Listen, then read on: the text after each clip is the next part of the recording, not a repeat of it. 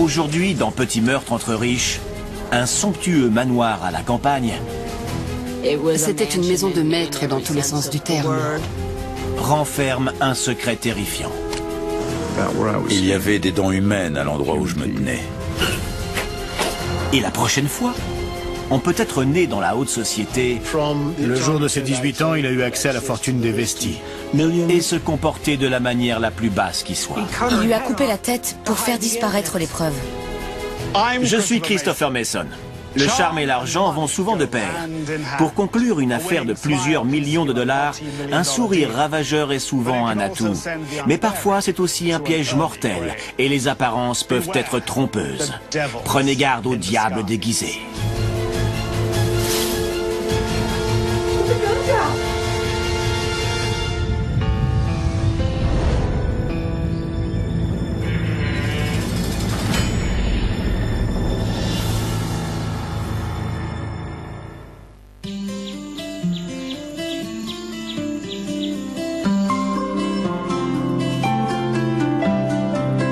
Des cheminées en pierre, de magnifiques chandeliers. Ce manoir respire le luxe. Pour son célèbre propriétaire, c'est un cadre idéal pour recevoir. C'était le plus grand tueur en série de l'Indiana.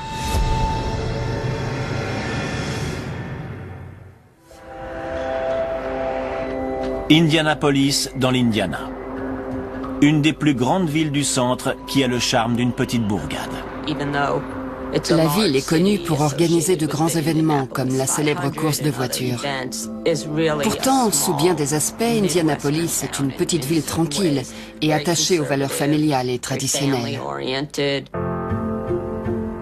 Au nord de la ville se trouve le quartier de Westfield, une adresse prestigieuse.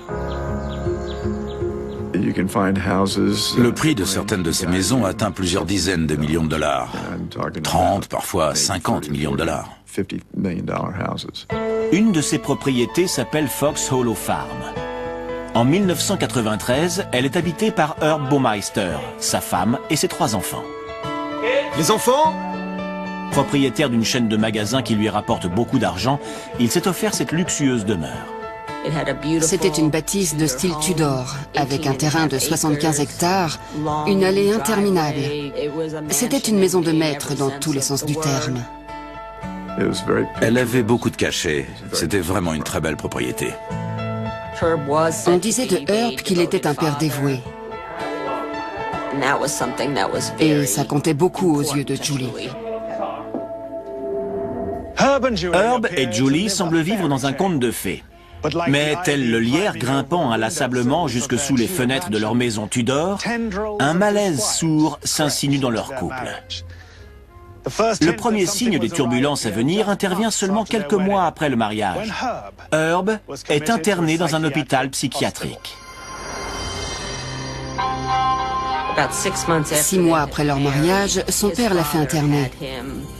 J'ai demandé à Julie comment elle avait pris la chose et comment elle avait réagi.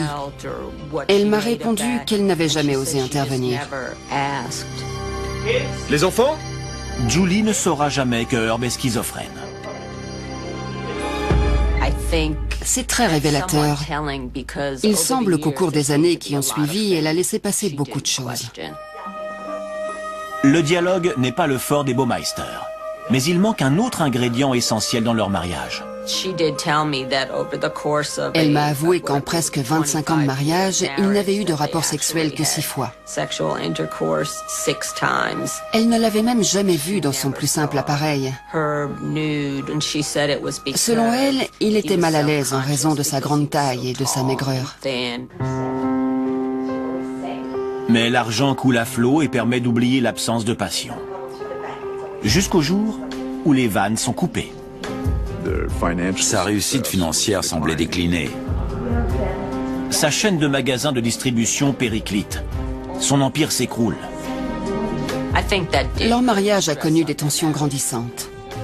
Cherchant à éviter les disputes, Julie passe de plus en plus de temps loin de son mari.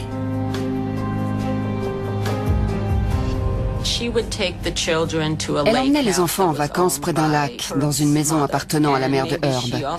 C'était pour elle l'occasion de vivre loin de son mari. Au cours des étés 1993 et 1994, Herb dispose de la maison pour lui tout seul. Et il a beaucoup de temps libre.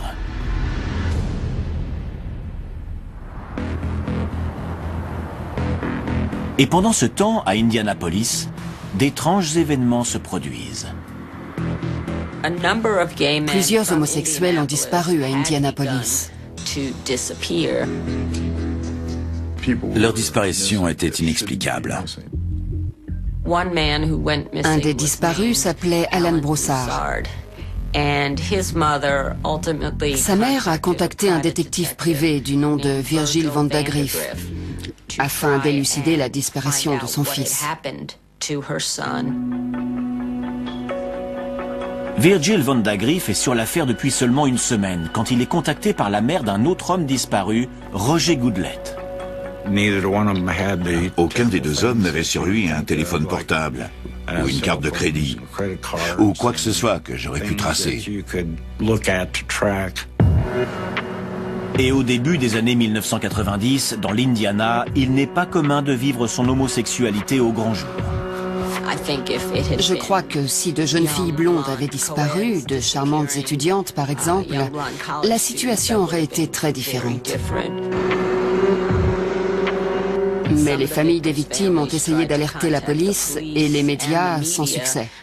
Ça n'intéressait personne. Vandagriff et son équipe impriment des avis de recherche afin de retracer les instants qui ont précédé les disparitions. Nous avons décidé de cibler la communauté homosexuelle. Nous avons imprimé des tracts pour les distribuer dans les bars gays. C'est alors que nous avons découvert qu'il y avait bien plus de disparitions au sein de la communauté. Entre 1993 et 1995, on signale la disparition de 10 hommes à Indianapolis. La communauté gay s'est alors rendue compte que non seulement des hommes gays étaient ciblés, mais aussi que leur disparition laissait le reste du monde indifférent. Mais la campagne d'affichage porte ses fruits. Vandagriff à l'appareil. Virgil Vandagriff reçoit un appel d'un homme en proie à la panique. Cet homme avait une histoire très intéressante à raconter.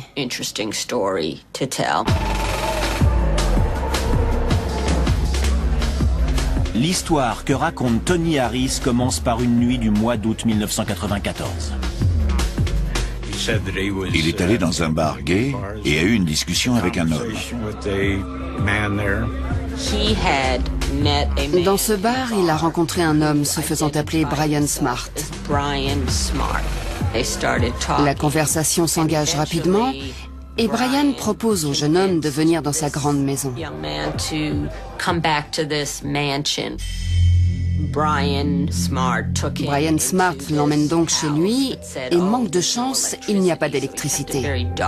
Donc l'endroit est lugubre. Brian explique qu'il ne peut pas faire visiter la maison mais l'invite à le suivre dans la cave. C'est là qu'est censée se trouver une piscine. Brian avait envie de pratiquer l'asphyxie. Pour résumer, l'idée est d'étouffer son partenaire pendant l'acte sexuel. Le cerveau n'est alors plus oxygéné et ça provoque une sorte d'euphorie. Inconscient des périls d'une telle pratique, Tony Harris se soumet à ce jeu sexuel dangereux. Il a donc accepté que Brian pratique cet acte sur lui.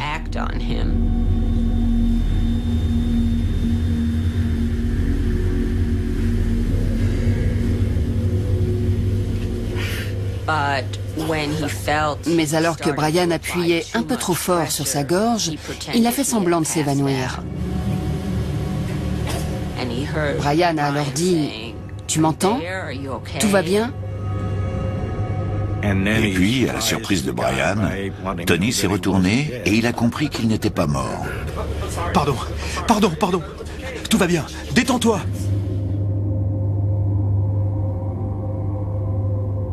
Tony Harris parvient à convaincre Brian Smart de le raccompagner en voiture jusqu'au bar. Encore retourné, Tony contacte Vandagriff. Selon lui, si le détective veut retrouver les hommes disparus, il devrait commencer par enquêter sur Brian Smart. Le jeune homme avait l'intime conviction que Brian était impliqué dans toutes ces disparitions. Mais le problème, c'est qu'aucun homme de la région du nom de Brian Smart ne correspond à la description faite par Tony Harris. La piste ne mène nulle part. L'homme en question semblait s'être évanoui dans la nature. Puis les disparitions ont cessé pendant un temps, ce qui a nécessairement ralenti l'enquête. Mais Virgil Vandagriff n'abandonne pas. Il est persuadé que tant que l'homme qui se fait appeler Brian Smart est en liberté, d'autres victimes disparaîtront. J'ai appris à détecter le profil d'individus capables de commettre certains crimes. Il était évident à mes yeux que j'avais affaire à un tueur en série.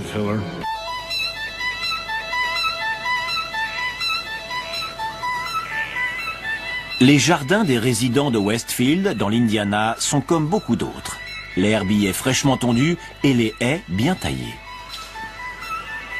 Pourtant, certains détails peuvent surprendre, comme la présence de crânes humains.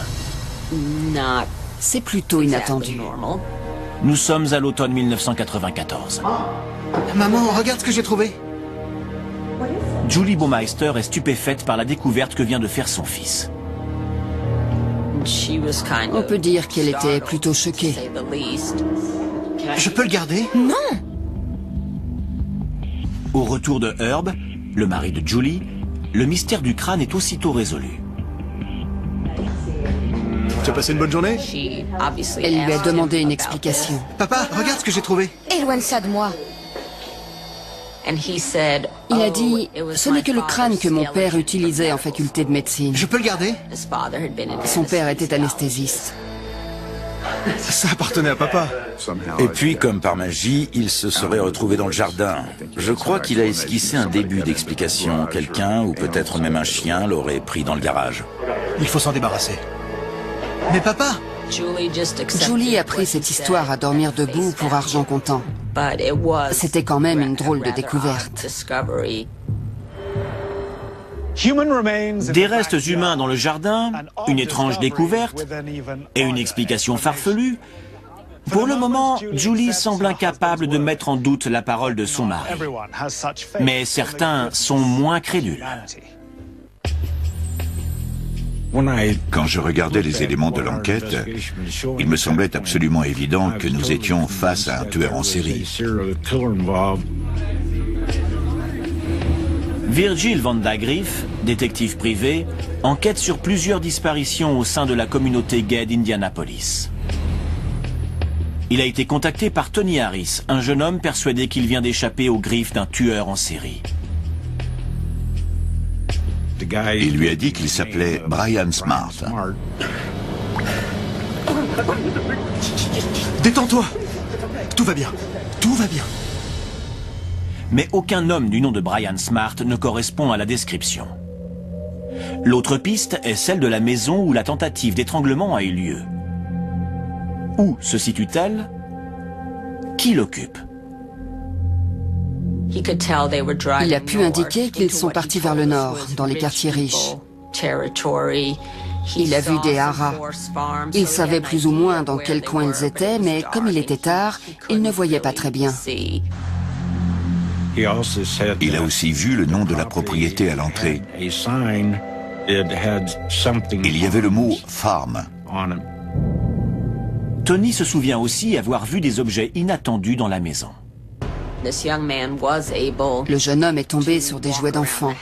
Il a trouvé ça bizarre. Puis il a vu 2 chambres. Et dans l'une d'elles, il y avait des vêtements de femme. Il en a conclu que Brian était peut-être un travesti.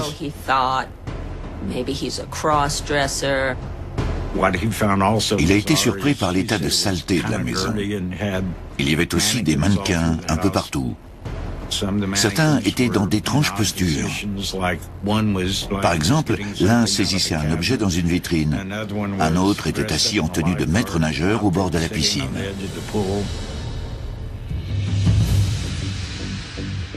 Tony Harris se souvient d'un autre détail. Il indique à Virgil Vandagriff que la propriété était située au bout d'une allée particulièrement longue. Nous avons étudié des photographies aériennes de la région. Nous cherchions donc une grande demeure au bout d'une longue et sinueuse allée. À une trentaine de kilomètres au nord d'Indianapolis, il trouve une propriété qui correspond à cette description. S'agit-il de la maison au mannequin? L'enquêteur et Tony Harris décident d'aller vérifier par eux-mêmes. La maison était vide, donc Tony a pu sortir de la voiture et se promener autour pour regarder par les fenêtres. Il y avait bien une piscine couverte. Tony Harris est désormais persuadé qu'il s'agit de l'endroit où Brian Smart l'a emmené. Mais qui est le vrai propriétaire? En consultant le cadastre, nous avons découvert le nom de la personne qui payait la taxe foncière. Son nom était Herb Baumeister.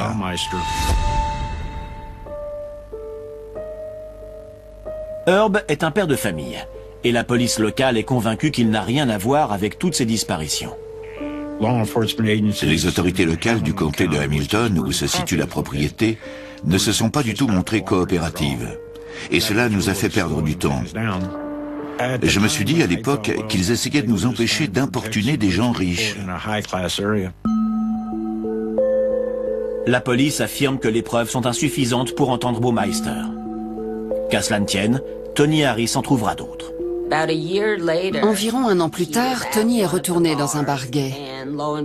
Et tenez-vous bien, il est tombé sur Brian. Il s'était fait plus discret depuis quelque temps, mais c'était bien lui.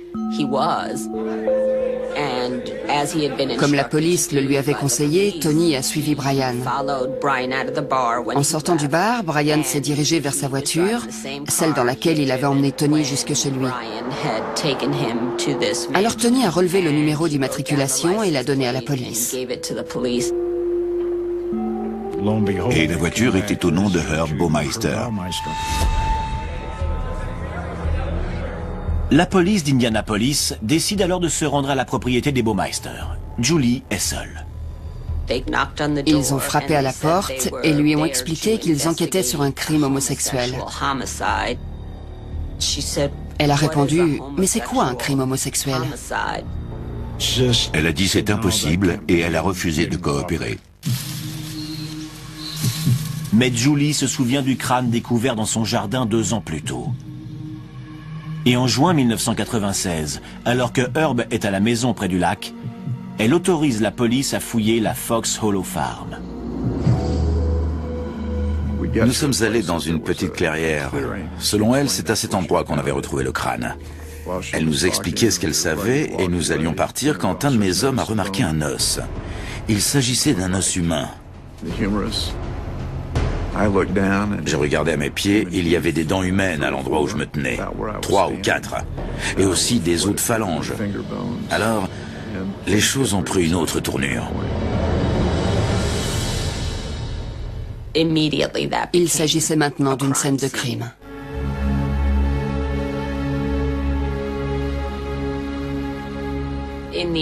Ils ont fini par retrouver les restes de 11 personnes. Il y a un endroit en particulier où Herb aurait pu aller? Non. Il y a eu des découvertes étonnantes durant les recherches. Un soir, les informations ont montré comment la police a déterré un fragment d'os en particulier.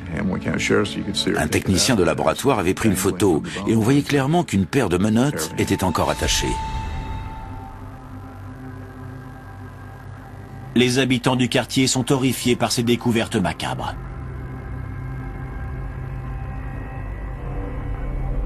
Quand les voisins ont vu aux informations ce qui se passait, ils ont expliqué à la police que eux aussi avaient découvert des ossements dans leur jardin. Il y en avait partout. Il y avait un ruisseau derrière la propriété et les enfants qui y jouaient trouvaient souvent des ossements. On en trouvait tellement que le ruisseau a été rebaptisé le ruisseau des os. Tout le monde pensait qu'il s'agissait d'ossements de petits animaux, comme des ratons laveurs. Julie est bouleversée par la découverte de ces fosses communes. Mais la police lui pose plusieurs questions pressantes. Où est Herb? Et où sont les enfants? Les filles étaient en sûreté, mais leur fils était avec Herb.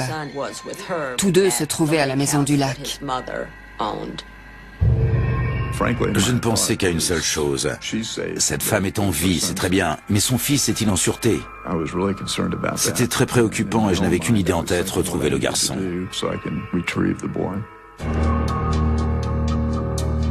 L'avocat de Julie, Bill Wendling, est inquiet. Il se demande de quoi Herb est capable s'il apprend ce qui se passe dans sa propriété à Fox Hollow Farm. Il obtient en urgence la garde de l'enfant. Le shérif se rend alors à la maison du lac et exige de Herb qu'il lui remette son fils afin de le placer en sécurité. Malheureusement, les preuves manquent encore pour arrêter Herb. Quand la police est revenue parce qu'elle avait accumulé suffisamment de preuves pour l'arrêter, Herb avait disparu. Alors que des milliers d'ossements ont été retrouvés dans sa propriété, Julie Baumeister nourrit le secret espoir que son mari est innocent. Julie Baumeister m'a dit « Je ne pense pas que Herb ait fait quoi que ce soit de mal. Je le connais bien. Je me dis qu'il se serait suicidé s'il était impliqué dans cette histoire. Et il ne l'a pas fait, donc je ne suis sûr de rien pour l'instant. » C'était un raisonnement étrange, mais elle le connaissait mieux que moi. Herb est toujours en fuite. Dans tout le pays, les journaux titrent sur les découvertes sordides de la propriété de Fox Hollow Farm.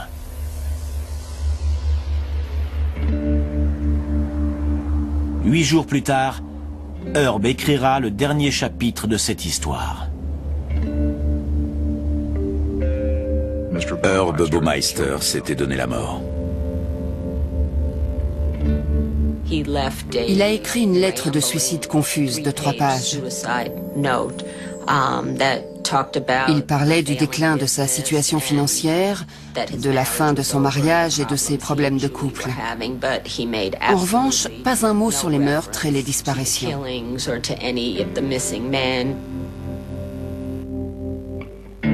La lettre contient un adieu à ses enfants. C'était une déclaration surprenante. Il allait manger un sandwich au beurre de cacahuètes avant de s'endormir.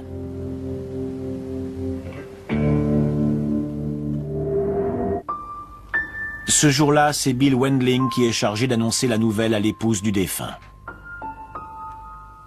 Il était 4h30 ou 5h du matin. Julie m'a dit qu'elle savait que les nouvelles seraient mauvaises.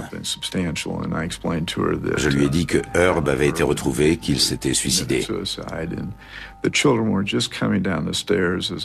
Les enfants sont descendus pendant que je lui racontais ça. Elle s'est emportée. Elle était aussi très inquiète pour ses enfants. Moi, je m'inquiétais pour leur santé mentale. Quel choc pour des enfants. C'était un moment très intense.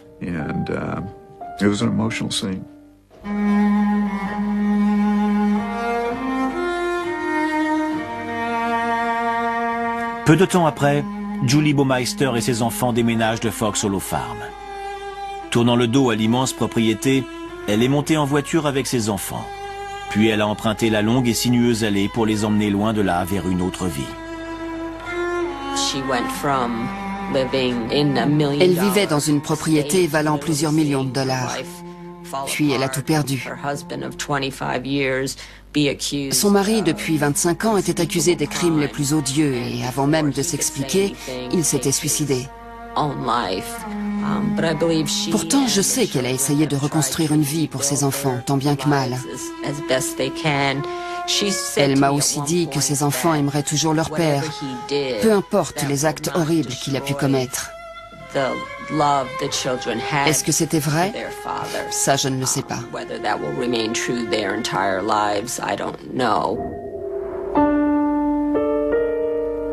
Les ossements de 11 personnes différentes sont retrouvés à la Fox Hollow Farm, mais seulement 4 d'entre elles sont identifiées.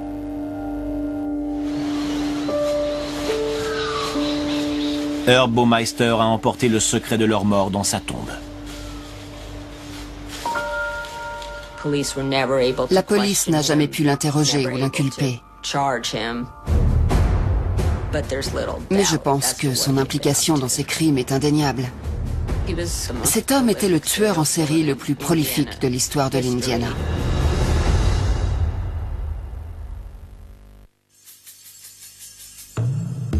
Dès le début, Virgil Vandagriff était persuadé qu'il avait affaire à un tueur en série. Et Herb Baumeister correspondait parfaitement au profil établi par le détective privé.